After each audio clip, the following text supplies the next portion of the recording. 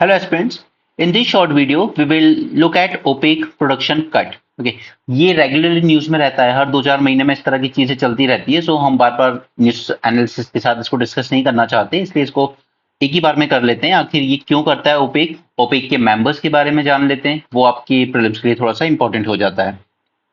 Okay, तो पहले India का देख लेते हैं कि हम कहाँ से कितना इंपोर्ट कर रहे हैं। सो रशिया से हम लोग ले रहे हैं 41% से भी ज्यादा, बिकॉज हमें वहां डिस्काउंट पे मिल रहा है। इसके अलावा Iraq and Saudi Arabia and UAE and फिर ये इंपॉर्टेंट है, फिफ्थ नंबर पे आप देखिए यूएसए आता है। क्योंकि हम लोग क्या हमेशा से बोल रखा है हमारा कि हमारी डिपेंडेंसी ऑलमोस्ट 75% से ज्यादा है ऑयल इंपोर्ट पर, राइट। और जो कि माना जाता है कि बाय 2040 बढ़ के 90% तक हो जाएगी।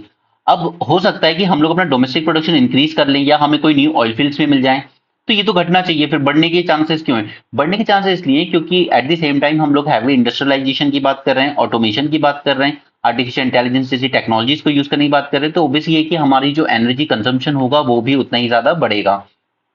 ओके, सो ओवरऑल सिनेरियो ये है कि हमारी ऑयल डिपेंडेंसी जो है इंपोर्ट पर वो और ज्यादा इंक्रीज होना ऑब्वियस है, राइट। सो हम लोग इसको डाइवर्सिफाई कर रहे हैं क्योंकि ये जो रीजन है सऊदी अरेबिया यूएई इराक वाला, देख ये थोड़ा सा डिस्टर्ब रहता है, यहाँ पे उतना पीस नहीं रहता है, कई बार अप डाउन आते रहते हैं।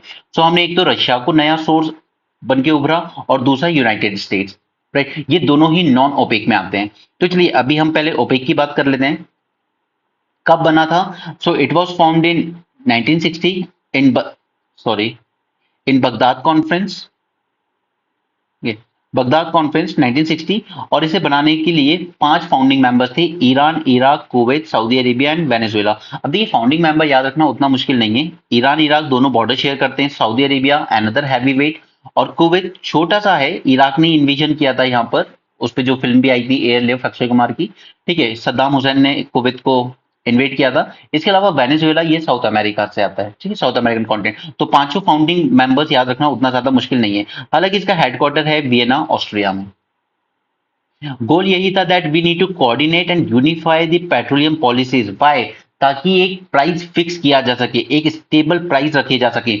ये ना हो कि ये सारे मेंबर्स कंपटीशन में ज्यादा से ज्यादा प्रोडक्शन करते रहें, ज्यादा से ज्यादा मार्केट कैप्चर करने के लिए, और अल्टीमेटली क्या हो कि सप्लाई ज्यादा हो जाए और प्राइसेस फॉल हो जाए। तो ये सद्दाम हुसैन था जिसने सबसे पहले ये देखा था कि पूरे वर्ल्ड की इकोनॉमी ऑयल पे रन कर रही है। अगर हम लोग आपस में एक अलायंस बना लें ऑयल प्रोड्यूसर्स का और प्राइसेस अपनी मर्जी से डिसाइड करने लगे, तो हम पूरी वर्ल्ड इकोनॉमी को डोमिनेट कर सकते हैं। और ये सबसे बड़ा रीजन था जिसकी वजह से यूएसए ने डिसाइड किया था that it will eliminate Saddam Hussain.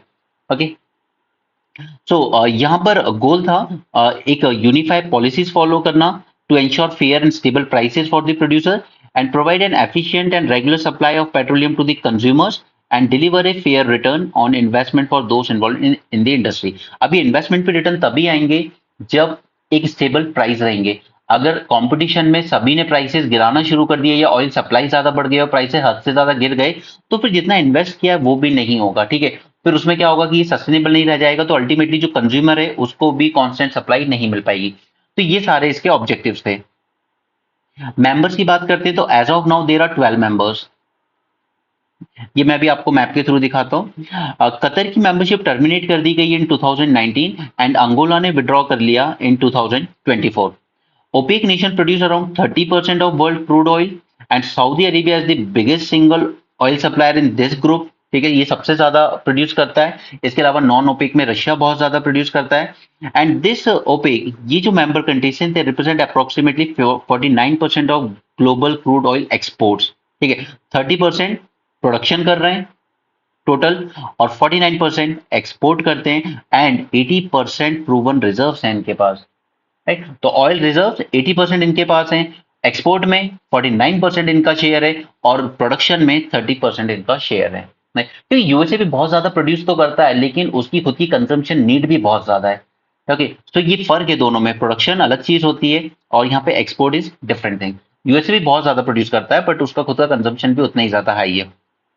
यहाँ पे ये पुराना मैप है, यहाँ से अंगोला को निकाल दीजिए, ये 2020 में चला गया तो अब से 12 मेंबर्स बचे हैं, ठीक है। ईरान और sorry Iraq, Iran, Kuwait, Saudi Arabia and Venezuela, ये 5 हो गए फाउंडिंग मेंबर्स, राइट। इसके अलावा इसी रीजन से हमारे पास आ जाएगा एक और UAE. Then North African countries में से दोनों पे फ्रांस का डोमिनेंस रहता है, Libya and Algeria. And African countries से यहाँ पर तीन कंट्रीज हैं इतने से एरिया में, that is Equatorial Guinea, Gabon and Congo. ठीक है, अंगोला अब जा चुका है और ये है नाइजीरिया। नाइजीरिया इसलिए क्योंकि अगर साउथ अफ्रीका के बाद कोई कंट्री है अफ्रीका में जो ये कहती है कि अगर यूएनएससी सिक्योरिटी काउंसिल में रिफॉर्म होते हैं तो एक परमानेंट मेंबरशिप अफ्रीकन कॉन्टिनेंट को दीजिए, तो साउथ अफ्रीका को चैलेंज करती है नाइजीरिया। नाइजीरिया का कहना है कि हम भी उतने ही इकोनॉमिकली पावरफुल है जितना कि साउथ अफ्रीका है, तो हम साउथ अफ्रीका को अफ्रीकन कॉन्टिनेंट रिप्रेजेंट नहीं करने देंगे अकेले। अब ओपेक तो हो गया, लेकिन जो लोग सिर्फ 30% प्रोड्यूस कर रहे हैं, 49% एक्सपोर्ट कर रहे हैं। ठीक है, एक्सपोर्ट मार्केट है, 49% कंट्रोल कर रहे हैं, यानी कि 51 कोई और भी एक्सपोर्ट कर रहा है। ठीक है, अगर मान लीजिए कि ओपेक अपना प्रोडक्शन कम करता रहे प्राइसेस को राइज करने के लिए, लेकिन नॉन ओपेक कंट्रीज प्रोडक्शन बढ़ाती रहें कि चलिए ये लोग कम कर रहे हैं, हम प्रोडक्शन बढ़ाएंगे ताकि हम ज्यादा मार्केट कैप्चर कर सकें। ठीक है, तो इसके लिए बनाया गया ओपेक प्लस, ताकि इन कंट्रीज के साथ भी इनको भी साथ लिया जा सके एक कॉमन पॉलिसी बनाने के लिए। ठीक, तो यहाँ पर जो 12 ऑलरेडी थे उनके अलावा 10 और आ गए। उन 10 के एग्जैक्टली नाम आपको जरूरी नहीं है, बट ये कंट्री बहुत जरूरी है, रशिया। ये बहुत ज्यादा प्रोडक्शन करती है। अगर ये ओपेक प्लस की बाकी के 10 मेंबर कुछ ना भी माने ना, तो भी अगर सिर्फ 12 member of OPEC plus Russia अगर ये भी मान जाए ना, तो भी ऑयल की प्राइसेस पे बहुत बड़ा फर्क आ जाता है। ठीक है, रशिया को साथ में लेना बहुत जरूरी है। और अगर ओपेक प्लस की बात करें 12 प्लस 10 कंट्रीज, तो ये 40% of the world crude oil produce करते हैं। ठीक है, 30% तो वही कर रहे थे, इन 10 को और मिला दीजिए तो 10% और हो गया। Now, why OPEC is planning to cut the oil production? Reason is market stabilization. ठीक, ये प्राइसेस बढ़ाने के लिए। दूसरा कि response to non OPEC increase production.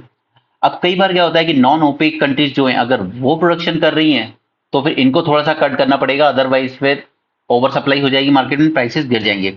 Response to geopolitical tension. अब वेस्ट एशिया में इस वक्त जो सिचुएशन है वो हम सबके सामने है, एंड लॉन्ग टर्म स्ट्रेटेजी। तो इसको एक एक करके देख लेते हैं। Market stabilization, it aims to stabilize and boost oil prices by cutting production, क्योंकि वो प्रॉफिट उन्हें भी चाहिए अपने इन्वेस्टमेंट पे। ठीक, आज तो सऊदी अरेबिया भी बहुत बड़ा आर्म्स इंपोर्टर बन चुका है और उसके रेवेन्यू का सबसे बड़ा सोर्स क्या है? ऑयल। उसी तरीके से वेनेजुएला है, उसका भी सबसे बड़ा सोर्स क्या है? ऑयल। उसके यहाँ भी पॉलिटिकल टर्बुलेंस चल रहा है, तो सब लोग अपने यहाँ हथियार इकट्ठे करने में लगे हुए हैं और उसी के लिए ज्यादा से ज्यादा रेवेन्यू चाहिए। Right. So they want to enhance their revenue for oil-producing countries and economic uncertainties and geopolitical tensions. क्योंकि ईरान भी जिस तरीके से वायलेंट हो रहा है अभी इसराइल के थ्रू हो रहा है, लेकिन उसकी सऊदी अरेबिया से कोई ज्यादा बनती नहीं है।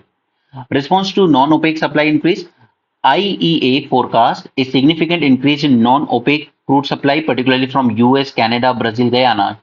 ये ऐसी कंट्रीज हैं जो और ज्यादा प्रोडक्शन कर रही हैं और इस वजह से ओपेक का जो मार्केट शेयर है वो थोड़ा सा कम हो रहा है। Respond to geopolitical tension. Now ये जो मिडिल ईस्ट में कन्फ्लिक्ट चल रहा है, ठीक है, और हाउदी रेबल्स ने शिपिंग रूट को डिस्टर्ब किया था पूरा रेड सी में, ongoing sanctions on Russian crude export, this have impacted oil supply as well as prices. Long term strategy, it aims to ensure sustainable production level and prevent market pressure। ऐसा नहीं कि production अभी ज्यादा किए जा रहे हैं बाद में एकदम से प्रोडक्शन कम हो जाए पूरा, तो इसको धीरे धीरे स्टेप बाय स्टेप थोड़ा सा कट कर रहे हैं ये लोग। ठीक है, क्योंकि ये हो जाता है जब बहुत ज्यादा डिमांड एक्सिड कर जाती है। अब याद कीजिए यूएसए में एक टाइम कुछ साल पहले, और यूपीएससी ने उस पर क्वेश्चन भी पूछा था 2020 में, उस टाइम इतने ज्यादा सप्लाई हो गई थी यूएसए में ऑयल की कि पेट्रोल पंप वाले उल्टा पब्लिक को पैसे दे रहे थे कि प्लीज पैसे भी लीजिए और पेट्रोल ले जाइए यहाँ से, हमारे पास स्टोर करने की जगह नहीं है। क्योंकि अगर इनका प्रोडक्शन एक बार को बंद कर दिया जाए ना तो उसको रीस्टार्ट करने में फिर बहुत टाइम जाता है, इसलिए वो प्रोडक्शन कंटिन्यूसली कर रहे थे और ओवर सप्लाई हो गया था तो पब्लिक को ही पैसे दे रहे थे उल्टा कि आप परचेज कीजिए, मतलब पैसे भी ले जाइए और ऑयल भी ले जाइए। इम्प्लीकेशंस क्या होंगे इस ऑयल प्रोडक्शन कट के? फर्स्ट, प्राइसेस पे असर पड़ेगा, right. It will lead to higher oil prices globally and this can result in increase cost for importing countries impacting the inflation rate and economic growth. अब अगर हमारे यहाँ पर import करना महंगा हो गया तो फिर इसको हम लोग कहते हैं इंपोर्ट लेड इन्फ्लेशन। इसमें गवर्नमेंट आरबीआई फिर कुछ नहीं कर सकता। अगर ऑयल ही बाहर से कॉस्टली आ रहा है तो फिर उसको हम रिफाइन करेंगे, डीजल, पेट्रोल, कैरोसिन, वैक्स, इन सब में, तो वो सब भी उतना ही महंगा हो जाएगा, तो अल्टीमेटली कंट्री को इन्फ्लेशन फेस करना पड़ता है। दूसरा है implication for India, shift in supply dynamics. अब क्योंकि ओपेक प्लस अपना रिड्यूस कर रहा है तो हमारे पास एक ही ऑप्शन बचता है कि हम लोग अपने क्रूड ऑयल इंपोर्ट इंक्रीज कर दें from non OPEC countries like US, Canada, Brazil and Guyana. right? This will diversify India's import sources, reducing reliance on the West Asian crude oil. OPEC countries के beyond भी हमें और countries के साथ अपना import बढ़ाना चाहिए। रशिया के साथ हमने ऑलरेडी बढ़ा ही रखा है। Okay, potential for price volatility. Now diversifying the range of supply can enhance energy security, but अब क्योंकि हम लोग अलग अलग सोर्सेज से ले रहे हैं, अमेरिका से ले रहे हैं, रशिया से ले रहे हैं, वेस्ट एशिया से ले रहे हैं, और सब लोग अपने अपने प्राइसेस अलग अलग रख रहे हैं, तो यहाँ पे एनर्जी सिक्योरिटी तो प्रोवाइड हो जाएगी कि वेस्ट से नहीं आएगा तो रशिया से आएगा, रशिया से नहीं आएगा तो यूएसए से आएगा, but at the same time this increase reliance on non-OPEC sources may expose India to price fluctuation in these markets, ultimately leading to higher import bill and impacting the trade balance. Okay. India is third largest consumer, ये आपको पता ही होगा, हम लोग 85% तक import करते हैं करीब। Higher oil prices can strain the Indian economy, particularly sectors reliant on oil, and transportation cost बढ़ जाएगी, उस वजह से इन्फ्लेशन बढ़ जाएगा और ओवरऑल इकोनॉमिक स्टेबिलिटी पे असर पड़ेगा। चैलेंजेस क्या है इंडिया के एनर्जी सेक्टर में? फर्स्ट इज कि हम अपनी एनर्जी सिक्योरिटी के लिए पूरी तरीके से इंपोर्ट पर डिपेंडेंट है। ऊपर से ये जो जियो पॉलिटिक्स अभी चल रही है, जैसे रशिया से हम लोग ऑयल ले रहे हैं, बट इशू क्या आ रहा है? पेमेंट करने का। क्यों? क्योंकि रशिया को स्विफ्ट सिस्टम से बाहर निकाल दिया। स्विफ्ट क्या है, ये मैंने 2 दिन पहले न्यूज़पेपर में डिटेल में डिस्कस किया था आपके साथ। डोमेस्टिक प्रोडक्शन डिक्लाइन, हम लोगों ने गोल तो रखा था अपनी पॉलिसी में, जब मोदी सरकार आई थी, कि हम प्रोडक्शन बढ़ाएंगे, बट हुआ ये उल्टा कि उल्टा हमारा प्रोडक्शन डिक्रीज होता चला गया।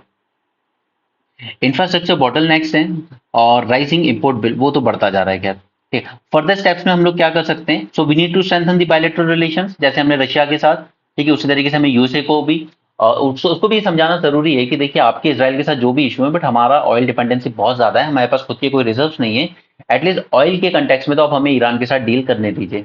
Investing in domestic refinery capacity, अब ये जो कंट्रीज हैं ये लोग ऑयल प्रोड्यूस तो कर सकती हैं, बट इनको कहीं ना कहीं इस ऑयल को रिफाइनिंग के लिए तो भेजना होगा। तो जितना ज्यादा हम लोग अपनी रिफाइनरी कैपेसिटी को बढ़ाएंगे, जितना ज्यादा एफिशिएंट करेंगे, तो उतना ही ज्यादा ये कंट्रीज खुद अपने आप ऑयल हमारे यहाँ भेजेंगी। नेक्स्ट स्ट्रेटेजिक रिजर्व, ये आपको पता होगा, पडूर विशाखापट्टनम, इसमें हमने स्ट्रेटेजिक रिजर्व बनाए हुए हैं अपने, जो कि कम से कम 90 डेज का ऑयल स्टोर करके रखते हैं, कि अगर कल को ऑयल सप्लाई कट भी हो जाए हमारी, तो कम से कम 90 डेज तक का हमारे पास स्टोर में रखा हुआ है। डाइवर्सिफिकेशन ऑफ सोर्सेज, सिर्फ वेस्ट एशिया पर रिलाई नहीं करना है, अफ्रीकन कंट्रीज से भी एंगेज करना है, जैसे कि जैसे Nigeria and all. Major challenges जो ऊपर बताया वही सब है। India relies for import of over 75% of oil needs, which is projected to exceed 90% by 2040। Volatile हो रखा है पूरा इंटरनेशनल मार्केट इस वक्त, ठीक है। तो हमारी ये जो डिपेंडेंस बढ़ती जा रही है, एक तो ये हमारे लिए स्ट्रेन कॉज करती है, specially in this geopolitical scenario like Russia Ukraine war, US UK EU sanctions over Russia, इसने और बड़ी प्रॉब्लम कर दी हमारी। हालांकि अभी फिर भी हम रशिया से अराउंड 42% इंपोर्ट कर रहे हैं अपनी ऑयल नीड का, ठीक है। तो हमारे पास सॉल्यूशन बस यही है कि हम ट्रांजिशन कर सकते हैं टुवर्ड्स रिन्यूएबल एनर्जी, बट उसके अपने चेंजेस हैं, मतलब अपने चैलेंजेस हैं, क्योंकि हम सोलर एनर्जी बहुत कर रहे हैं, लेकिन सारे सोलर पैनल हमारे यहाँ चाइना से ही रॉ मटेरियल आता है, बस यहाँ के असेंबल होते हैं, ठीक है। तो उसमें भी हम सेल्फ लैंड नहीं है, इम्पोर्ट डिपेंडेंट ही है इनडायरेक्टली। डोमेस्टिक प्रोडक्शन डिक्लाइन, तो ये प्रोडक्शन डिक्लाइन होता रहा है since 2011-12 due to insufficient investment in exploration as well as aging oil field. Infrastructure bottleneck में तो we have limited pipeline infrastructure and storage facilities. अभी हम लोग बनाना शुरू की हमने स्टोरेज फैसिलिटीज, बट फिर भी ये बहुत ज्यादा कम है। तो अभी मैंने न्यूज़पेपर में कुछ टाइम पहले आपको पढ़ाया था कि हमने श्रीलंका में कुछ ऑयल टैंकर्स बने हुए थे वर्ल्ड वॉर 2 के टाइम के, उनको हमने श्रीलंका से लीज पे लिया है ऑयल स्टोर करने के लिए, राइट। ओके, इसके अलावा जब हम लोग खुद करना कुछ चाहते हैं तो लैंड एक्विजिशन बॉटलनेक्स आ जाते हैं, disinvestment, demand surge, lack of management skills, delay in regulatory clearance, climate change, under investment bottleneck etcetera. Import bill बढ़ता जा रहा है हमारा, बट वो उसमें हम लोग कुछ कर नहीं सकते, फिर हमारा करंट अकाउंट डेफिसिट हो जाता है, inflation and all those things. Further step हम लोग क्या ले सकते हैं? बायलैटरल रिलेशनशिप को स्ट्रेंथन करें, स्पेशली अमेरिका के साथ, कनाडा के साथ। Investment in domestic refinery capacity, तो इसको हम और ज्यादा बढ़ा सकते हैं, और हम लोगों ने अभी करीब 11 न्यू प्रोजेक्ट्स बाय 2028 ये प्लान भी कर रखे हैं, ताकि हम सेल्फ सफिशिएंसी हमारे यहाँ ज्यादा हो। स्ट्रेटेजिक रिजर्व्स हम लोग बना रहे हैं, पडूर में, विशाखापट्टनम में, मैंगलोर में। डाइवर्सिफिकेशन ऑफ एनर्जी सोर्सेज, तो वो हम लोग कर ही रहे हैं, ठीक है। हम लोग ऑल्टरनेटिव एनर्जी सोर्सेज कर ही रहे हैं, और उसमें सबसे ज्यादा इंपॉर्टेंट होगा हमारे लिए न्यूक्लियर, ठीक है। अभी हमने जो इसका सेकंड स्टेज है, उस पर भी क्रिटिकलिटी अचीव कर ली है, ठीक है। हमने कुछ टाइम पहले न्यूज़पेपर में डिस्कस किया था। मॉनिटरिंग ग्लोबल ट्रेंड्स, तो ये चीज हम लोग पहले से मॉनिटर कर रखे हैं, क्लोज वॉच रखनी चाहिए हमें, ग्लोबल ऑयल मार्केट पे ट्रेंड किस तरफ जा रहा है, ओपेक प्लस क्या डिसीजन ले सकता है, and we need to adapt our energy strategy proactively, ensuring sustainable growth and stability in the energy sector. So that's it for this session. Thank you and have a great day. Keep learning.